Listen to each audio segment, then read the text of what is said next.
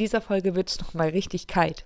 Außerdem versuchen wir von der Türkei aus über die Landgrenze direkt nach Armenien zu fahren.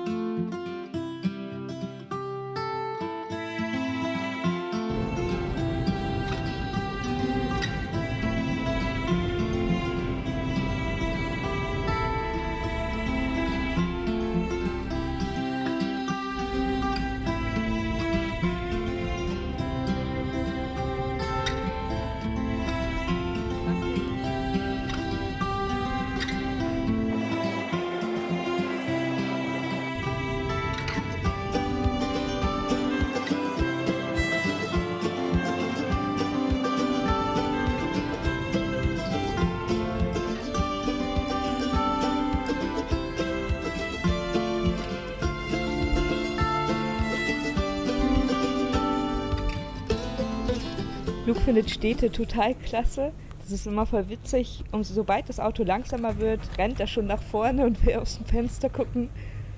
Es liegt wahrscheinlich einfach daran, dass wir nicht so oft in Städten sind.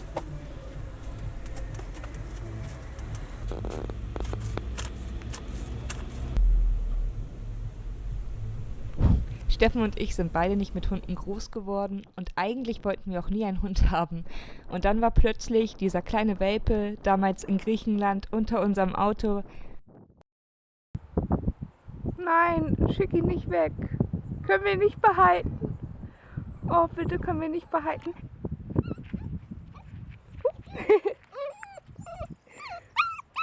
Oh, was soll ich denn tun? Und wir wussten nicht so richtig, was wir machen sollten. Und nach ein paar Tierarztbesuchen haben wir uns dann dazu entschlossen, ihn mitzunehmen und zu adoptieren. Wir haben uns dann immer ganz gerne mit Leuten unterhalten, die sich ein bisschen auskennen. Und ich weiß noch, wie wir das eine Mal mit jemandem zusammensaßen abends. Und Steffen und ich haben gesagt, der Hund, das ist ein Tier, der schläft entweder in der Spüle oder draußen. Man muss das differenzieren und das ist total wichtig, dass man das macht. Und damals hat uns dieser Typ noch angeguckt, gelacht und gesagt, wartet's mal ab. Das kommt noch anders, als ihr denkt. Und jetzt?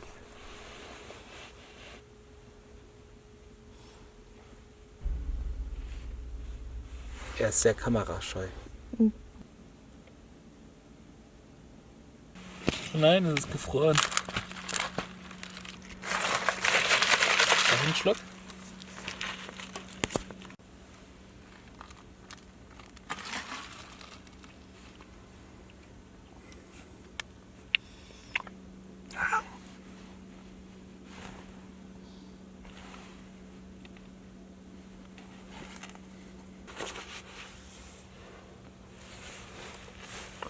Du willst doch sitzen bleiben. Jetzt ein bisschen Stretching Time an. Dass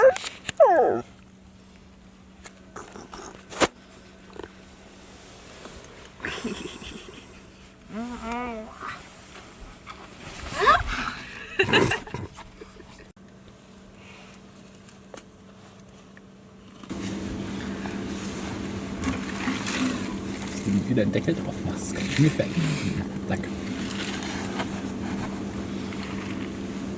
Wo ist denn der Deckel? Oh ja, klar. Oh Mann.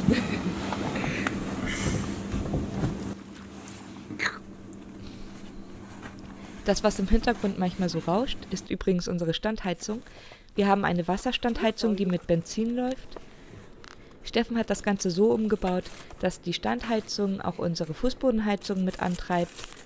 Das Ganze funktioniert auch ziemlich gut. Allerdings zieht die Standheizung ziemlich viel Strom und wir haben nur eine 80 Ampere Zweitbatterie im Auto.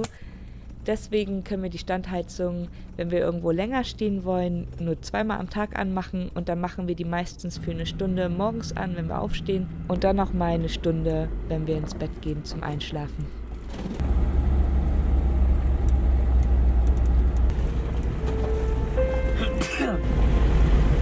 Hier riecht's gut nach Holzfeuer, ne? Witziges Dorf. Ja, ne?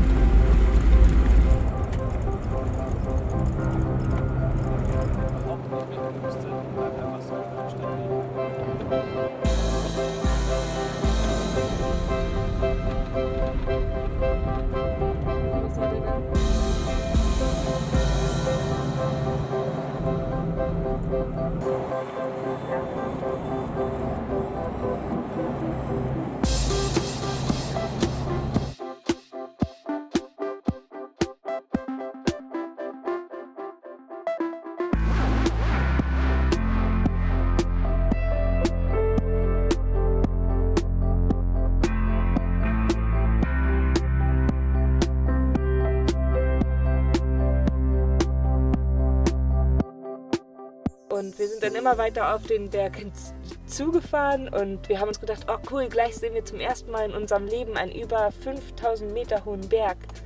Und dann waren wir da und dann haben wir den irgendwie gesehen und dann war der irgendwie gar nicht so spektakulär, weil man halt irgendwie schon auf einer ziemlich hohen Höhe war. Also dann sah der halt einfach gar nicht mehr so hoch aus. Und wir haben dann erst viel später den nochmal von weiter weg gesehen und da sah der dann halt richtig cool aus.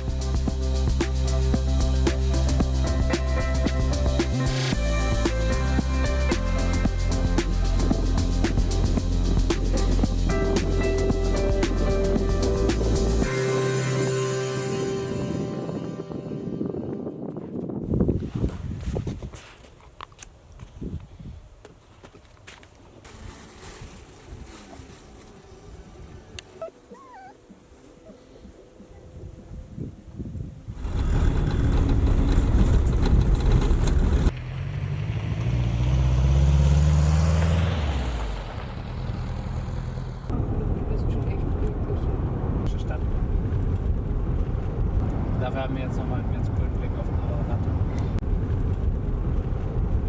Und dann sind wir an die türkisch-armenische Grenze gefahren. Und wir machen halt von den Grenzen immer keine Filmaufnahmen oder so, weil man dafür dann auch irgendwie doch auch Ärger bekommen kann und so weiter. Und ja, wir sind halt auf die Grenze zu. Und wir haben uns halt schon so ein bisschen gedacht, irgendwie sieht die Grenze ein bisschen komisch aus. Ja, und dann konnte man da auch irgendwie nicht richtig hinfahren, weil da waren dann halt so ein paar Sperrschilder und so weiter vor. Und dann sind wir aus dem Auto ausgestiegen und dann haben wir halt auch gesehen, dass da ziemlich viel Militär und so weiter war. Die Grenze ist seit dem Ende des Kalten Krieges geschlossen. Und genau, deswegen mussten wir dann den Umweg über Georgien fahren. Das waren irgendwie, ich glaube, fast 300 Kilometer oder so, um dann halt doch irgendwie noch nach Armenien zu kommen. Ja, so viel zum Thema. Das war's dann mit der Türkei. Schön. Und Machst jetzt? deine Tür zu? Boah, das ist richtig schmutzig. Jetzt bleiben wir wohl erstmal noch ein bisschen in der Türkei. Wie viele Kilometer denn? 300. Scheiße. Das sind bei unserem Tempo mindestens 4 Tage.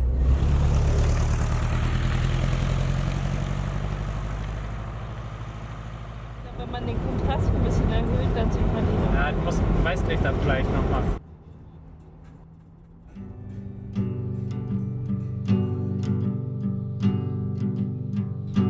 Irgendwie ist es manchmal komisch, dass man das Land, in das man eigentlich will, schon sehen kann und es so nah an einem dran ist und man auch eigentlich da rein darf, aber man von der Ausgangsposition keinen Weg hat, da irgendwie hinzukommen. Zumindest keinen legalen.